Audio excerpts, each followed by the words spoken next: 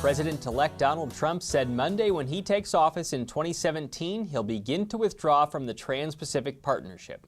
He labeled it a potential disaster for the country and said he'll instead pursue bilateral trade deals. The TPP was years in the making and could have carried significant benefits for agriculture. The American Farm Bureau Federation believes the 12-nation trade deal would have added $4.4 billion annually to U.S. net farm income. Further, Ag Secretary Tom Vilsack noted his concerns about China gaining more control in the region without the U.S. involved in TPP. The United States currently has free trade agreements, or FTAs, with 20 countries that account for 43% of American agricultural exports. Two of the most important are Canada and Mexico. Canada is the top overall buyer of U.S. ag goods, while Mexico is a huge market for U.S. corn, soybean meal, poultry, beef, and pork.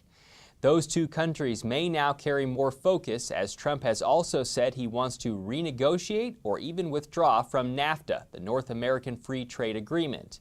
In place since 1994, the three-country pact accounted for nearly $39 billion worth of U.S. ag exports in 2015.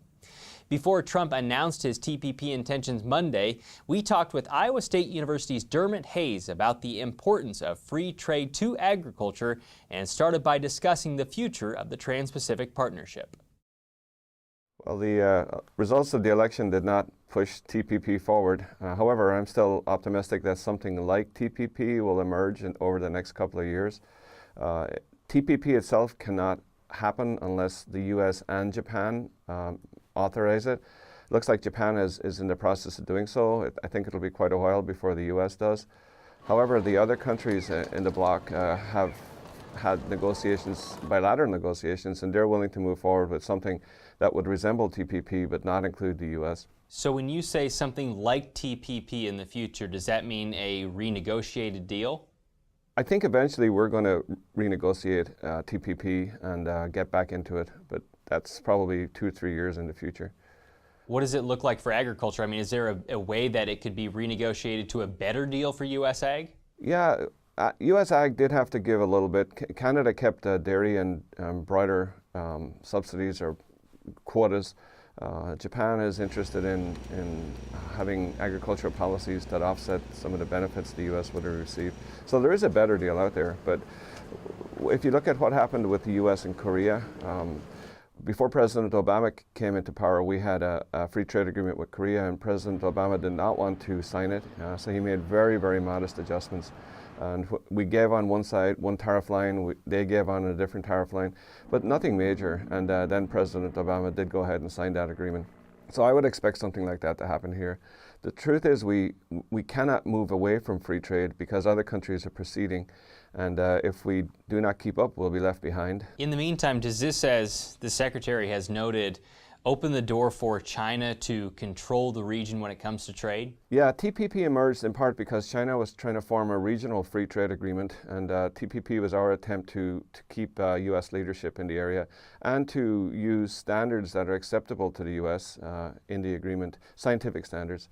And so another casualty of walking away from the deal is that China's regional free trade agreement with some of the same trading partners will proceed, and then we're going to be left behind.